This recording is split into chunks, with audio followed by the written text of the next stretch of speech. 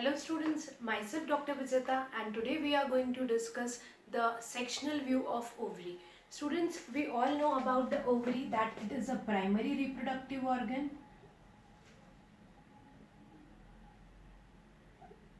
Ovary are the primary reproductive organs in female. These are present in pairs.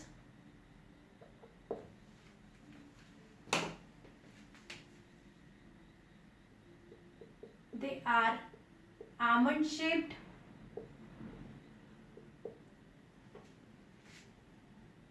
They are around 3 to 4 centimeter long, 1.5 centimeter broad and around 1.5 centimeter in thickness. So students, ovary primary reproductive organ है females में, ये pairs में present होती है, almond shape होता है इनका और इनका डायमेंशन ये 3 से 4 centimetre long, 1.5 centimetre wide and around 1.5 centimetre इसकी थिकनेस होती है.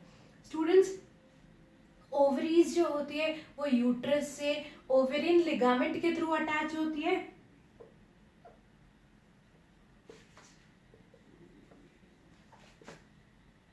Ovaries are attached with uterus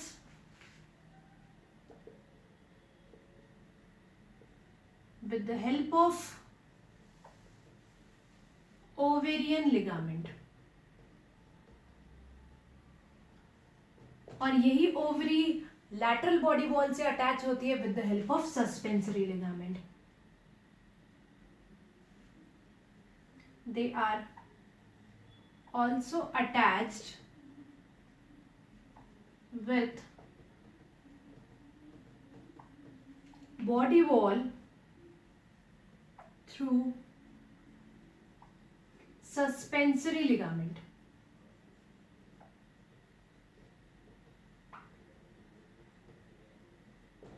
Students, ovarian ligament और सस्पेंसरी लिगामेंट इनके साथ साथ पेरिटोनियम का डबल फोल्ड भी होता है जो ओवरीज को अपनी जगह पे सिक्योर्ड करके रखता है. तो I write that also. That peritoneum fold is called as a mesovarium. तो student, mesovarium is a double fold of peritoneum that holds the ovary in its position. So students, if this is a uterus,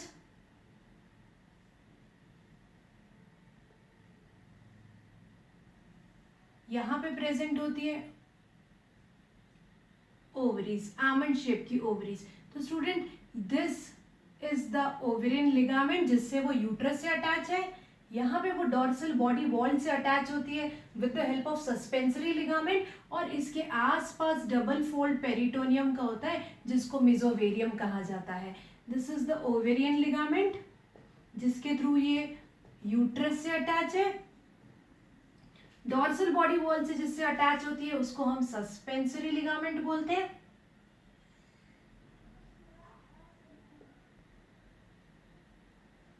और double fold of peritoneum जो ovaries को अपनी जगह पर बनाए रखता है इसको मेसोवेरियम बोलते हैं.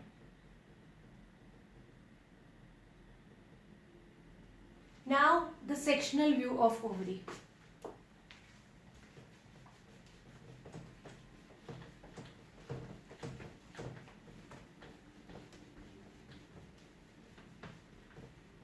सेक्शनल व्यू ऑफ ओवरी में स्टूडेंट्स हम लॉन्जिट्यूडिनल सेक्शन देखने वाले हैं ओवरी का.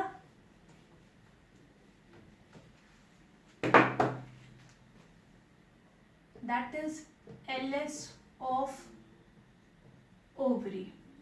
इसमें बहुत सारी चीजें जो स्टूडेंट्स हमको याद रखनी है. मैं एक डायग्राम ड्रॉ करके आपको बताती हूँ.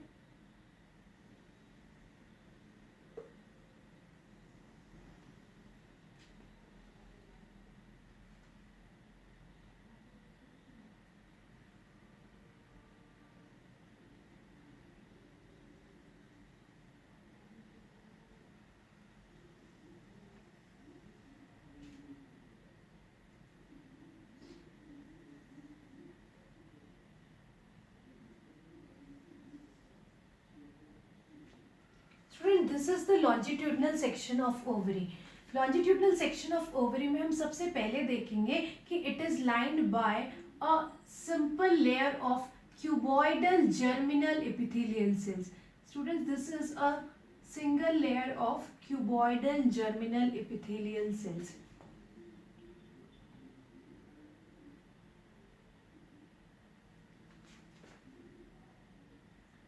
क्यूबॉइडल जर्मिनल एपिथेलियल सेल्स है, इसीलिए मैं क्यूब शेप के सेल्स ड्रॉ कर रही हूँ.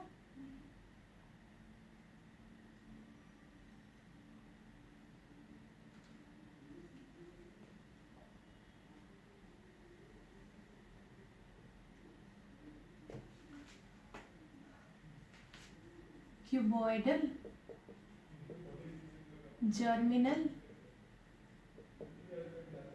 Epithelial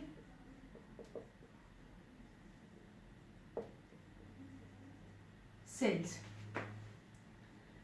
Students, deep to this germinal epithelial cell there is a tunica albuginea. ये जो डार्क ब्लैक कलर का मैं ड्रॉ कर रही हूँ, this layer is the tunica albuginea. Students, tunica albuginea हमने टेस्टिस में भी पढ़ा था, जो टेस्टिस को भी कवर करती है.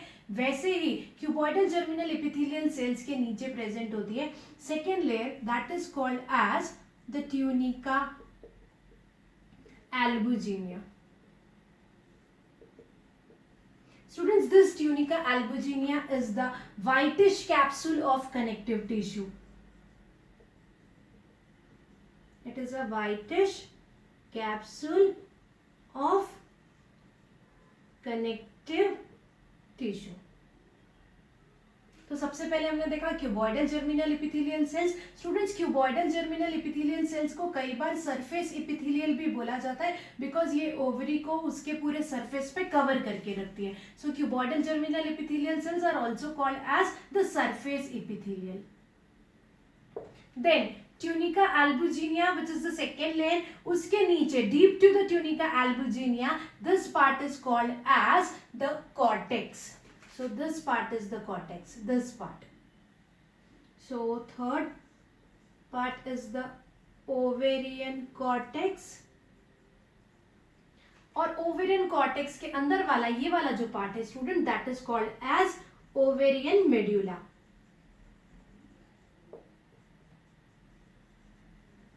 So these are the four layers. सबसे आउटर साइड में क्यूबॉइडल जर्मिनल एपिथेलियल सेल्स, जिसको सरफेस एपिथेलियल सेल्स भी बोलते हैं. स्टूडेंट्स, ये ही germinal epithelial cells they undergo a process of multiplication, growth and maturation, और फाइनली फिर वो ओवा बनाते हैं.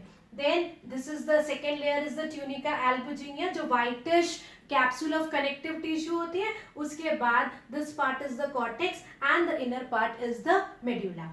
नाउ स्टूडेंट्स, इस कॉर्टिकल पार्ट में हम लोगों को अलग अलग फॉलिकल्स दिखेंगे, और ये फॉलिकल्स अपने अलग अलग डेवलपमेंटल स्टेज में होंगे. सो यहाँ पे मैं अलग अलग फॉलिकल्स बनाती हूँ. सबसे पहला जो छोटा सा फॉलिकल मैं बना रही हूँ, that is the primordial follicle. फिर उसके बाद प्रेजेंट होता है primary follicle.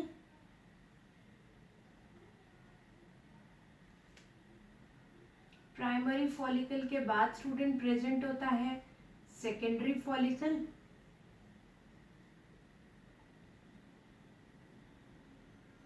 Then tertiary follicle.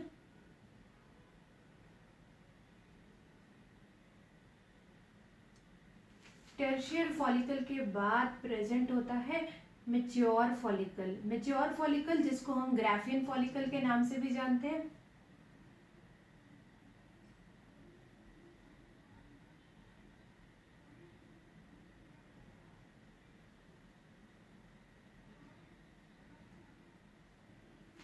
फिर हम दिखाएंगे कि ये ग्राफियन फॉलिकल रप्चर हो गया. This one is the ruptured Graafian follicle, जिससे सेकेंडरी oocyte रिलीज हुआ है. Then empty Graafian follicle, and फिर एक scar. Okay, now I am labelling it for you. Student sequence भी आपको पता होना चाहिए। प्राइमोर्डियल फॉलिकल, स्टूडेंट सारे के सारे फॉलिकल्स जो है हमको सिर्फ ओवरी के कॉर्टिकल रीजन में नजर आएंगे। तो आप देखो डायग्राम में ओनली मैंने कॉर्टिकल रीजन में फॉलिकल बनाएंगे।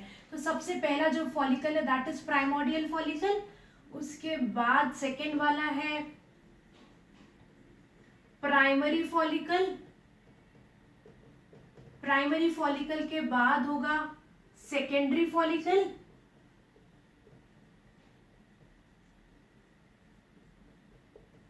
सेकेंडरी फॉलिकल के बाद दिस इज टर्शियरी फॉलिकल।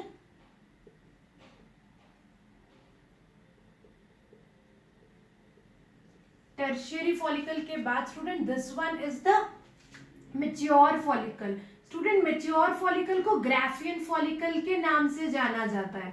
तो I am writing mature follicle को Graafian follicle. This one is the ruptured Graafian follicle.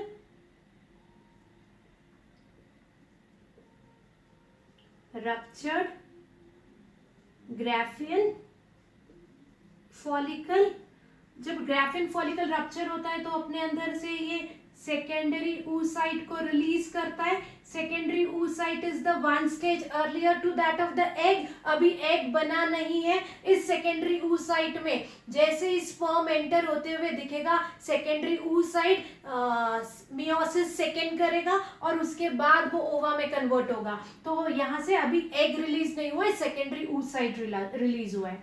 Ruptured Graafian follicle corpus luteum में कन्वर्ट होता है और बाद में ये व्हाइट कलर की बॉडी दैट इज कॉर्पस अल्बिकेंस में। तो ये सारे स्ट्रक्चर्स हमको दिखाई देंगे कॉर्टिकल रीजन में। So mature Graafian follicle is the fifth, then ruptured Graafian follicle is the sixth, then seventh is the corpus luteum and eight is the corpus albicans. तो सारे के सारे ये जो फॉलिकल्स है अपने अलग अलग डेवलपमेंटल स्टेज में ये हमको कॉर्टिकल रीजन में दिखाई देंगे। Now the inner part is the medulla. Medulla में यहाँ पे हमको लूज कनेक्टिव टिश्यू नजर आएगी। This loose connective tissue is called as the stroma. So I will write that stroma. Stroma में हमको दिखाई देंगे स्टूडेंट्स ब्लड वेसल्स आते हुए, लिम्फेटिक वेसल्स आते हुए दिखाई देंगे और नर्व्स आती हुई दिखाई देगी। तो स्ट्रोमा में स्टूडेंट्स हमको ब्लड वेसल्स, लिम्फेटिक वेसल्स और नर्व्स दिखाई देगी। जिस ओपनिंग के थ्रू ये ब्लड वेसल्स एंटर या फिर एग्जिट कर रही है ओवरी को, इस ओपनिंग को स्टूडेंट्स हाइलम बोलते हैं।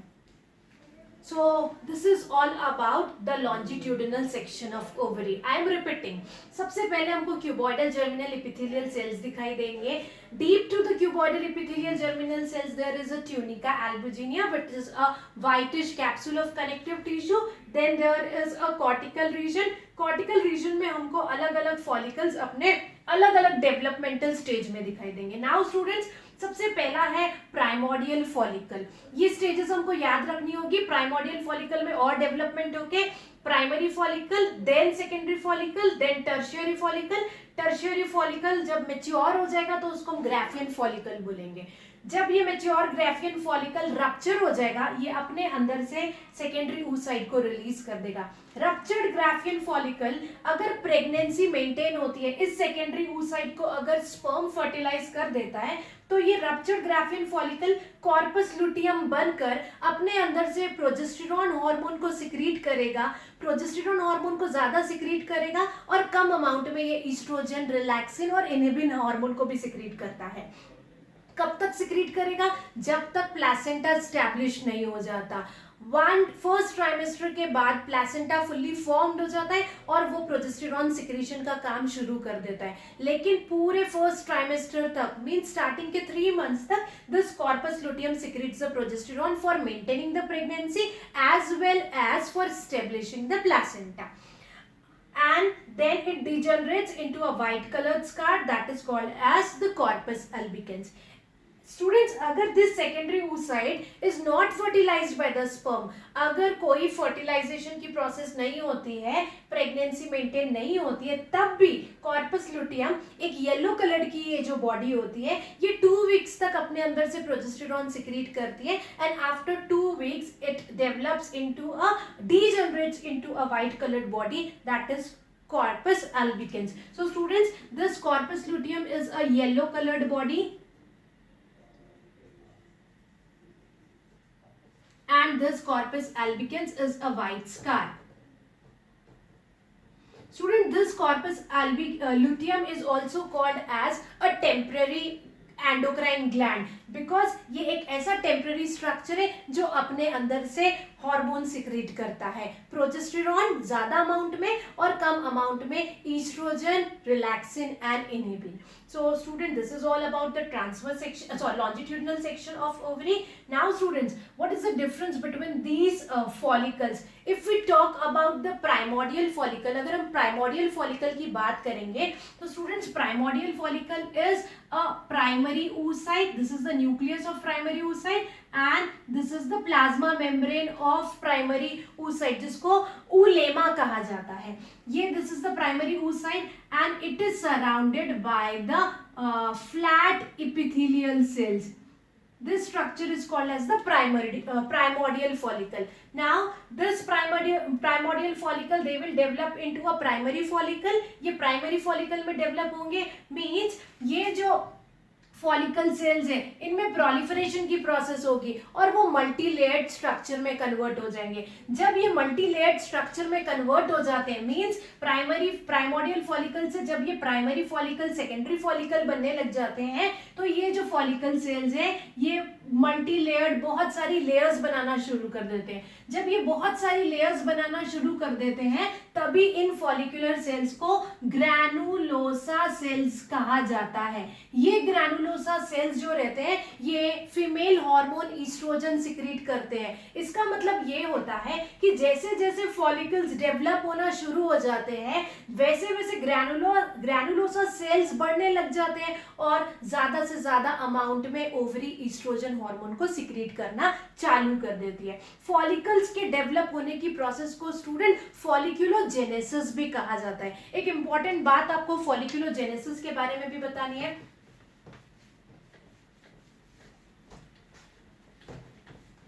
स्टूडेंट्स, फॉलिक्यूलोजेनेसिस एक ऐसी प्रोसेस है जिसमें फॉलिकल्स बनते हैं. तो एक फीमेल में फॉलिक्यूलोजेनेसिस, फॉलिकल बनने की प्रोसेस उसके एम्ब्रियोनिक डेवलपमेंट के समय ही शुरू हो जाती है. Folliculogenesis. Student, this folliculogenesis is nothing but a process of formation of follicles.